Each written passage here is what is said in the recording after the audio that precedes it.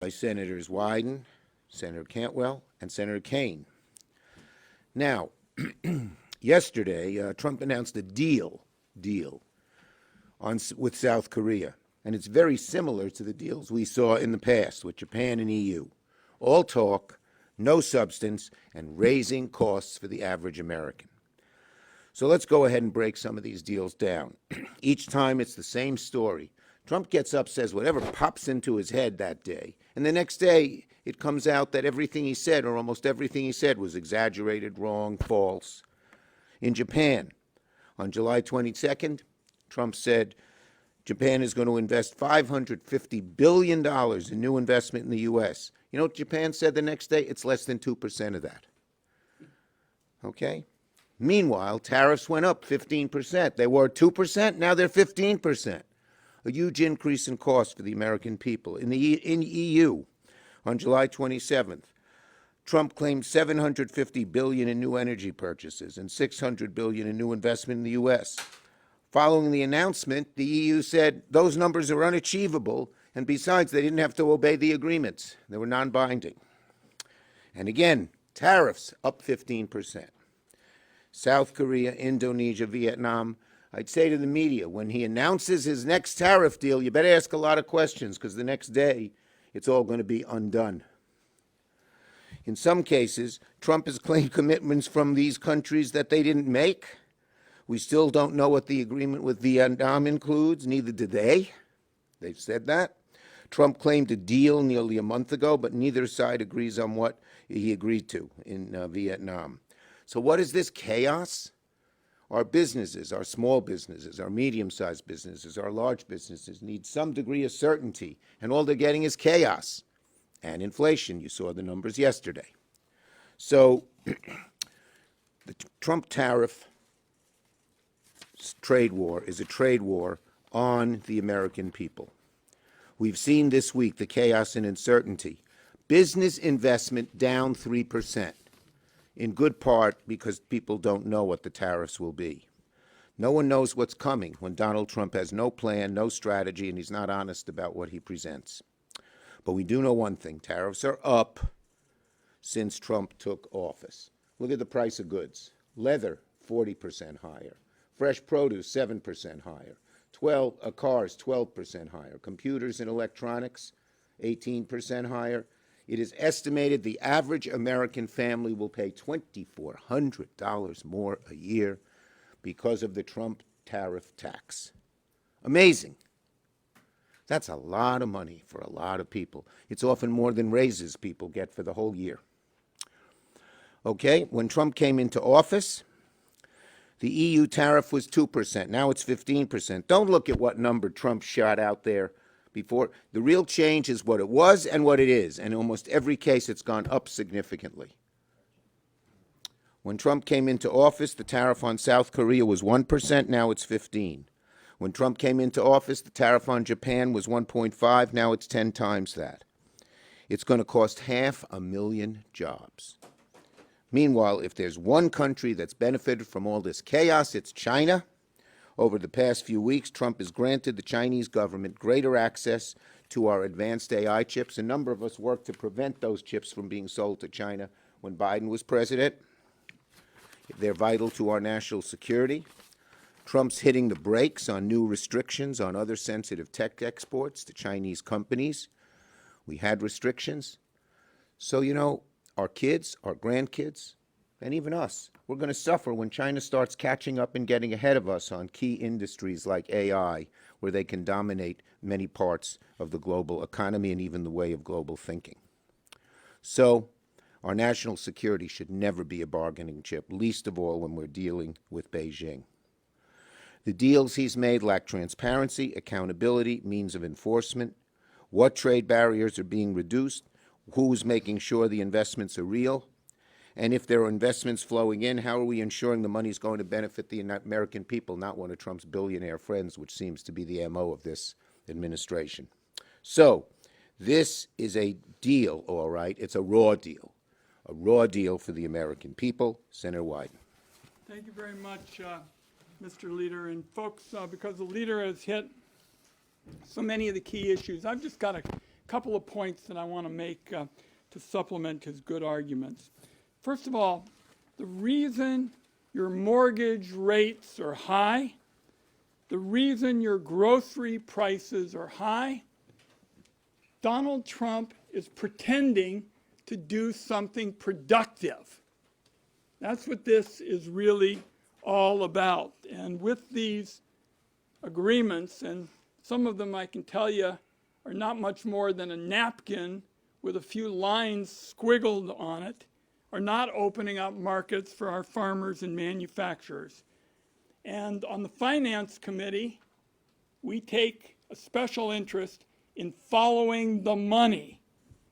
And this Trump trade recipe is a recipe for corruption. All the details about these so-called agreements are hidden. Nobody knows about them. And in fact, often they get denounced by a so-called signer before they even get in the news media. This is a recipe for corruption. And I can tell you, on the Finance Committee, we're going to put a special focus in the days ahead on how Donald Trump and people around him could be personally profiting from some of these negotiations and some of these agreements. And we'll save that for another day. Thank you, Leader. Thank you, Senator Wyden. Senator Cantwell. Well, thank you, Leader Schumer, for bringing us together on this critical topic. First, the United States Senate should not be hearing about trade or tariff policies and developments by watching cable TV. The administration officials should be telling the Congress exactly what these proposals are. This is serious business with broad economic consequences and affecting all our constituents. The Congress needs to see the fine print on what these deals really mean. The Trump tariffs will increase prices on the American consumers, as we see here. The increased price overall for 2025 tariffs on average are expected to be $2,400 in reduced income for Americans. The Seattle Times had an article this morning that ground beef was selling for $14.49 a pound. The cost of a basic T-shirt has risen from $10 to $25, and Procter & Gamble, the maker of household staples like Tide and Charmin toilet paper, said because of the tariffs, they are hiking prices next month about 25% on their products in order to offset a $1 billion hit they are going to take because of the tariffs. The president is also threatening tariffs on pharmaceuticals. We cannot afford any higher prices on drugs. At a time when American people are already struggling to afford life-saving drugs, the administration is trying to make them more expensive. When the administration talks about how much revenue is coming from these tariffs, the revenue is coming right out of the pockets of Americans. Don't be fooled. The parade of handshakes, press releases is meant to distract from the very real possibility the Federal Court of Appeals will rule that the Trump administration does not, never had, the legal authority to unilaterally raise taxes on imports without coming to Congress first. Let's be clear, what the Trump administration is trying to pull off is the unconstitutional power grab of Congress's revenue-raising authority. Why should we stand back and let the President of the United States raise taxes on Americans with these tariffs? The American people deserve transparency, and they deserve lower prices.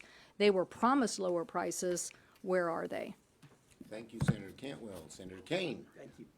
Well, thank you to my colleagues and to our leader and to all of you for coming. We're going to be on a recess sometime. And I know one thing. I know one thing about the recess, which is the four of us are all going to be doing something very similar. We're going to be traveling around our states, and we're going to be hearing a ton from our constituents.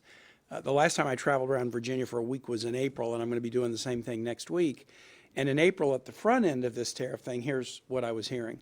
The tariff regime is increasing our costs. Businesses that bring in aluminum and steel, for example, which is everything from big manufacturers to the pie shop that buys aluminum pie tins from Canada, their costs are going up, and that affects their ability to sell. There's a second effect. of the tariffs, which is the retaliation. When Donald Trump puts tariffs on other nations, they're going to put them on us. And in Virginia, that is hitting the ag and forestry sector the hardest. A sector that's already been hit pretty hard by low commodity prices in the last few years, that's being hit pretty hard by some of the deportation policies. So the retaliatory tariffs are like the second punch. And then the third punch is the reputational effect. We've got businesses now, or consumers in Canada, for example, they will not buy American products. They will not travel to the U.S. because they're so mad about the disrespect that is being visited upon them by Trump. So there's a triple level effect of raising the costs of imports, leading to retaliatory effects, and then a reputational effect that's really socking our people. And what you're seeing, and this is a good one, there is like a stair step of costs that are going up. Back to school this year is going to cost a lot more than back to school last year. And then Thanksgiving shopping this year, it's going to cost an awful lot more than last year. Then Christmas holiday shopping even more. The stair-step effect of it is really affecting folks. Chaos is next. The way Donald Trump does this, announce it, pause it, like Mexico. Well, why don't we wait another 60 or 90 days on Mexico? Offer an exception to you, but not to you. Nobody knows what to expect. And as I traveled around Virginia in April, I'm going to hear it again next week, I have a business. I want to invest more. I'm ready to invest, but I can't invest till I know what the rules are going to be. Or maybe I'm a multinational business. I could invest in the United States, or I could invest in Europe, or I could invest somewhere else. But I can't make an investment decision if I don't know what the rules are going to be. There's a lot of capital sitting on the sidelines now that should be invested in the American economy that isn't being invested because of the chaos. And then finally, the last point I'll make is corruption. President Trump announced yesterday something among all the unprecedented, truly unprecedented. It is an emergency that Brazil has chosen to prosecute a friend of mine.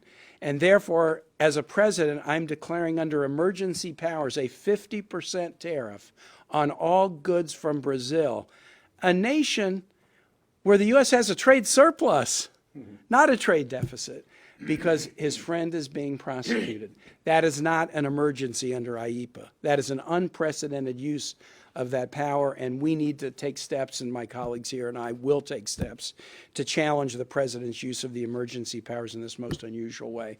Glad to be together with a team that is battling these chaotic, consequential, and corrupt tariffs that are hurting Americans. Thank you, Tim. And before we get to questions, Tim mentioned you couldn't believe he would do something he did yesterday. Here's even something more confounding. Some breaking news. Just now, the White House announced construction of a $200 million White House ballroom that will begin in September. A $200 million ballroom. Where'd this money come from? Did Congress appropriate it? I don't think so. It's almost like DOGE was never about waste at all. It was about cutting services to help Trump and his billionaire buddies. So it seems that DOGE was all about making cuts on Americans to fund their ballroom? Was that what DOGE was all about? So let's recap Trump's week in terms of its economic effect on American people and in terms of corruption. This week, he opposed stock trading bans for members of Congress and the president, something we support. He's now spending $900 million to refit his corrupt plane from gutter. He announced plans to build himself a new White House ballroom so he can eat his cheeseburgers in there in luxury. And he's imposing a new double tax on American families through his tariffs. As was said, costs, chaos, corruption, all embodied this week as typical on this subject.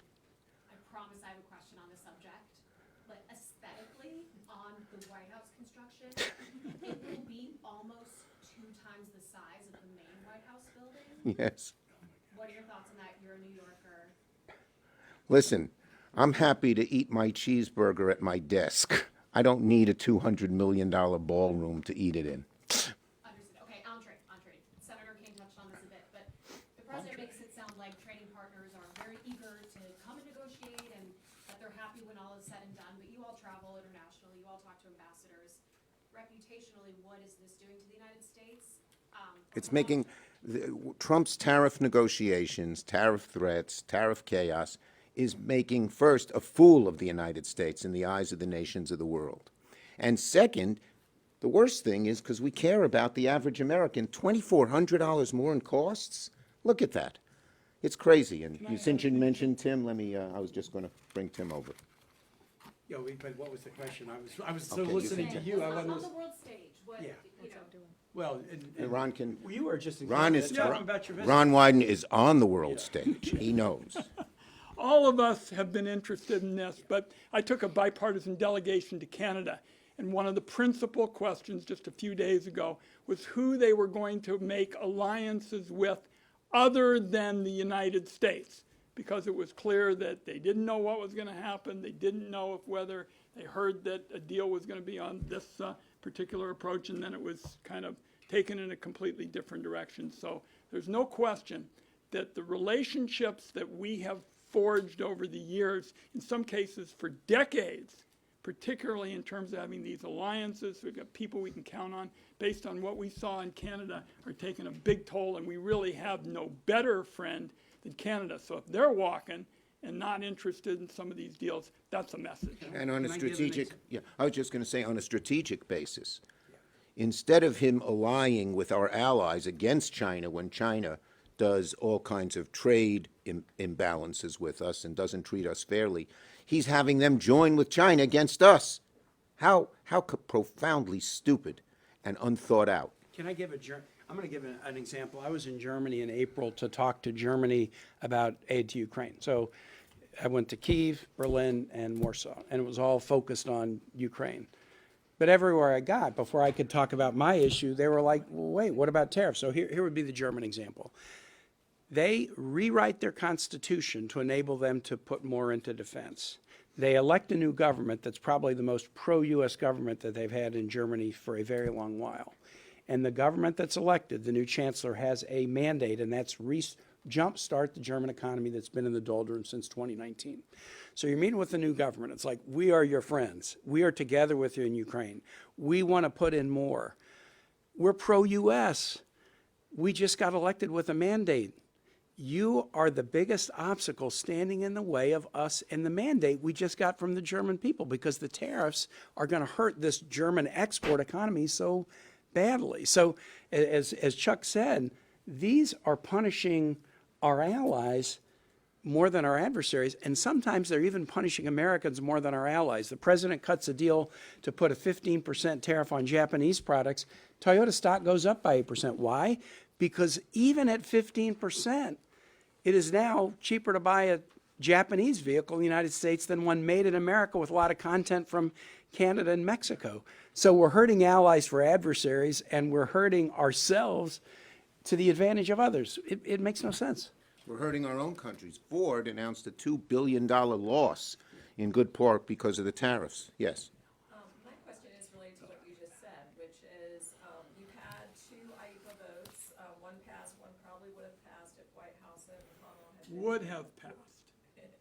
But at any rate, my question is, given these earnings reports that we're having, and given that the deals have resulted in substantially higher tariffs, do you think that there could be movement among Republicans so that you could get a veto-proof majority, which of course you would need to actually end the IEPA tariffs if the courts do not? Well, I'll call on Maria for a minute because she had a bill to put it back in Congress where it was, and I think 7 Republicans joined it. Yeah. Maria.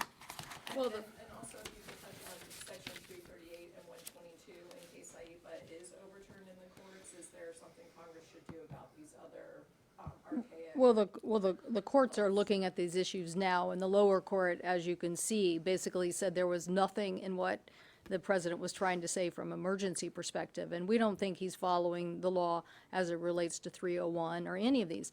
When you do tariffs like this, you have to have detailed economic analysis of the damage and the cause, and then make a point, because trade is about world trade rules and order, not about just making something up, whoever's president. I mean, that's what distinguished, even back in England, they were like, no, we're not giving this power to the king, because people realized in the founding of our country that that's a dangerous thing to have a king or a president have this ability, because it is basically a tax. So they wanted to have a legislative body do this. So I think that they have not proven their use of these tariffs in any of the, I know they think, that Secretary Lutnick said he could fall back on 301, but you really have to have a very detailed case on 301.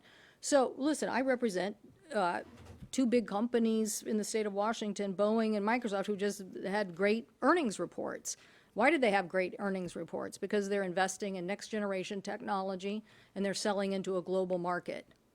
Okay, the president is proposing a contraction of us doing that. He's not proposing, he's cutting all the science and R&D. He's cutting all the things that said come to the United States and make these things. And as my colleagues just mentioned, he's making all our allies mad. So they're thinking, well, how do I counter the United States? Instead of saying, this is a global market, lots of opportunity. How are we going to reach those markets? How can we get our products into those markets? And so the cost on the American consumer, and I think the president thinks, oh, well, somehow they'll come back. You might force some elements to come back, but at what cost? And the growth that we've had in a global expansion is 95% of consumers live outside the United States. The United States should be attracting the best and brightest, making the best products, and selling that on a global stage, not this contraction. And do you think you can get more Republicans on board to check these powers? Well, so yes, I do, because my Republican colleagues have said, let's see the deals. And now, while there's a lot of trumpeting of these deals, So to speak. they are handshake deals. The Wall Street Journal called them willy-nilly. I just think they don't represent the scope of what my colleagues, when you think about the first Trump administration and what happened with China, where they didn't follow through anyway, and our farmers were hurt, and then they came to Congress and said, you cough up the money to make our farmers whole, which taxpayers ended up doing, is not what I think my Republican colleagues have in mind. So I think as these details of these deals become clearer to them, I think you probably will hear more from them. Okay. Yes, ma'am. On the topic of unprecedented, because you mentioned that word, it is unprecedented that some Republicans are saying they want to go nuclear on changing the Senate rules, but others I talked to want to do this in a bipartisan manner. Tillis, for example, mentioned working with Democrats. Are you supportive of doing that? We certainly want to work in a bipartisan manner. First, remember, we're staying here, not because of us, but because John Thune wants us to stay here. Second, we are exchanging paper and conversations to try and come up with a bipartisan agreement. Last one. Yeah, one of the things that you guys are working on in a bipartisan way so far is appropriations. Yes. You know, we had a very messy long-term CR in March. You took a lot of heat by deciding a shutdown would have been worse for Democrats than what you ended up signing on to allowing. You're going to have a similar fight here in a couple of months. Do you still have that same view that a shutdown Look, would the actually work? ideal way to solve this is Democrats and Republicans working together in a bipartisan way to come up with appropriation bills. And we're making some progress on that. Senator Murray and Senator Collins are working together, and that's the way we ought to go. We hope Republicans will join us that way. Thank you, everybody. Hey, you guys, watch 232. It's like the Canadians think it's just impossible. Good job, everyone.